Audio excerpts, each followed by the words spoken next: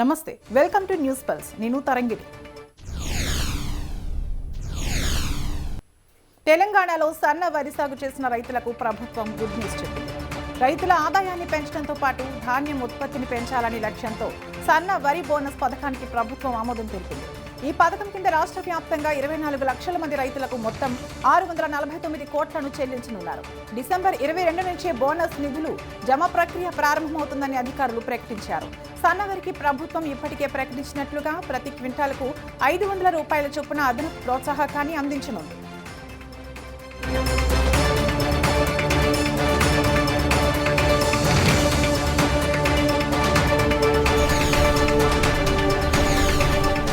తెలుగు రాష్ట్రాల్లో పొగమంచు ప్రభావం కూరగాయల ధరలపై తీవ్ర ప్రభావం చూపుతోంది. ఈ కారణంగా టమాటా పంటకు భారీ నష్టం కలగడంతో ధరలు ఒక్కసారిగా పైకి చేరాయి. బహిరంగ మార్కెట్లకు సరఫరా తగ్గడంతో ధరలు భారీగా పెరిగాయి. హైదరాబాద్ సహా పలు ప్రాంతాల్లో కేజీ టమాటా ధర 60 నుంచి 80 రూపాయలు పలుకుతోంది. ఈ ఏడాదిలో ఇదే అత్యధిక ధరగా ఉంది. నవంబర్లో గరిష్టంగా కిలో టమాటా 60 రూపాయలకు విక్రయించారు. ఏపీలోని అన్నమయ్య జిల్లాలో సైతం కిలో టమాటా 50 నుంచి 60గా ఉంది.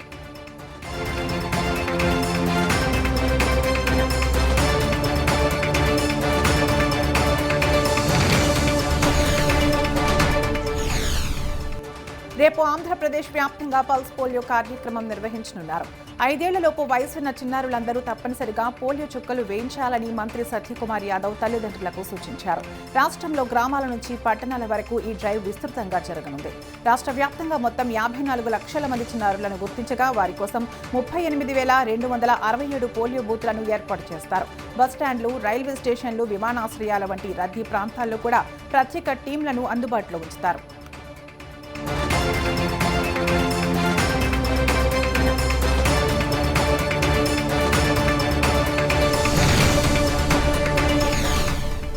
ఏపీలో సివిల్, ఏపీఎస్పీ విభాగాల్లో కానిస్టేబుల్ పోస్టులను ఎంపికైన అభ్యర్థులకు కీలక అలర్ట్ వచ్చేసింది.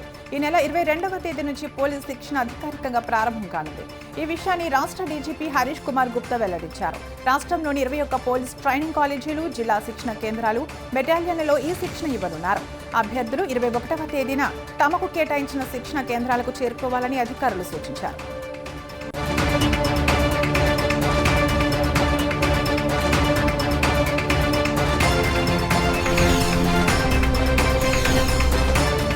ఇండియా ఎక్స్ప్రెస్ కు చెందిన పైలట్ తనపై భౌతిక దాడికి పాల్పడ్డాడని స్పైస్ జెట్ విమాన ప్రయాణికుడు అంకిత్ ధివాన్ సోషల్ మీడియా ఎక్స్ వేదికగా పోస్ట్ చేశారు. ఈ ఘటనపై ఎయిర్ ఇండియా ఎక్స్ప్రెస్ విమానయాన సంస్థ స్పందించింది.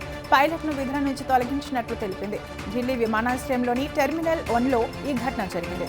తన 4 నెలల కుమార్తె సహా కుటుంబంతో కలిసి స్పైస్ జెట్ విమానంలో ప్రయాణించేందుకు ఢిల్లీ ఎయిర్పోర్టుకు వచ్చామని అంకిత్ పేర్కొన్నారు. ఆ క్రమంలో తాము ఉన్న క్యూలోకి ఓ పైలట్ వచ్చిన క్రమంలో ప్రశ్నించినందుకు అతను దాడి చేశాడని అంకిత్ ఆరోపించారు.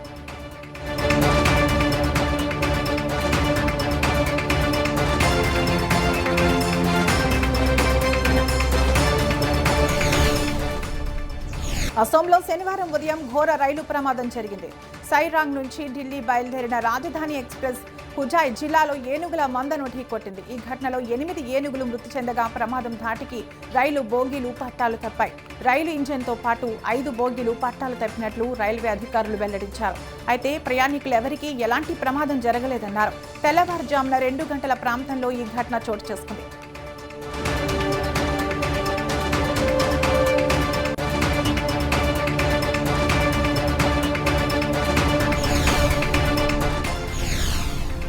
బీహార్ సీఎం నితీష్ కుమార్ చిక్కుల్లో పడ్డారు. జమ్మూ కాశ్మీర్ మాజీ ముఖ్యమంత్రి మెహబూబా ముఫ్తీ కుమార్తె ఇల్తిజా ముఫ్తీ నితీష్ కుమార్ పై ఎఫ్ఐఆర్ నమోదు చేశారు. ఈ విషయాన్ని ఇల్తిజా సోషల్ మీడియా ఎక్స్ వేదికగా ప్రకటించారు. సీఎం నితీష్ కుమార్ పై కోఠీ బాగ్ పోలీస్ స్టేషన్లో ఫిర్యాదు చేస్తున్నట్లు చెప్పారు.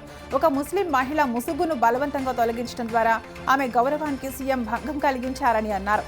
ఈ ఉల్లంఘనపై జమ్మూ కాశ్మీర్ పోలీసులు తగిన చర్యలు తీసుకుంటారని ఆశిస్తున్నట్లు ఆమె చెప్పారు.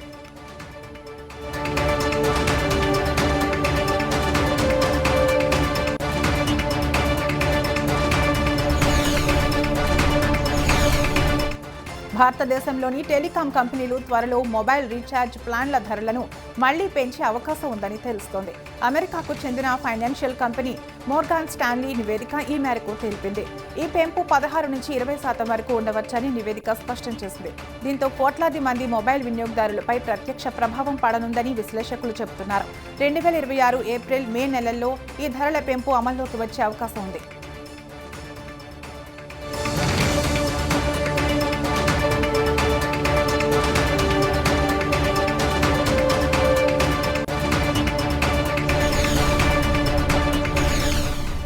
అహ్మదాబాద్ వేదికగా సౌత్ ఆఫ్రికాతో జరిగిన ఆఖరి టీ20 మ్యాచ్లో భారత జట్టు ఘన విజయం సాధించింది.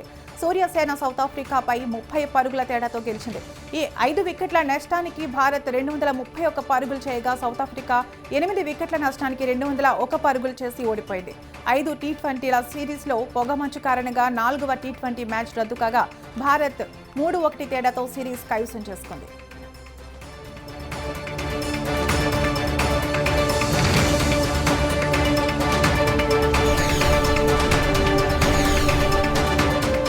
అమెరికా సిబ్బందిపై ఇటీవల జరిగిన దాడికి అగ్రరాజ్యం ప్రతీకార చర్యలు మొదలుపెట్టింది. ఇస్లామిక్ స్టేట్ ఉగ్రవాదులే లక్ష్యంగా సిరియాలో శుక్రవారం రాత్రి నుంచి వైమానిక దాడులు ప్రారంభించింది. యుఎస్ రక్షణ కార్యదర్శి పీట్ హెగ్సేత్ ఈ దాడులను ధృవీకరించారు. ఈ నెల ఆరంభంలో పాల్మిరాలో అమెరికన్, సిరియా దళాల కాన్వాయ్ లక్ష్యంగా ఐసిస్ ఉగ్రవాదులు కాల్పులకు తెగబడ్డారు. ఈ ఘటనలో 3 అమెరికన్ సిబ్బంది ప్రాణాలు కోల్పోయారు, మరికొందరు గాయపడ్డారు.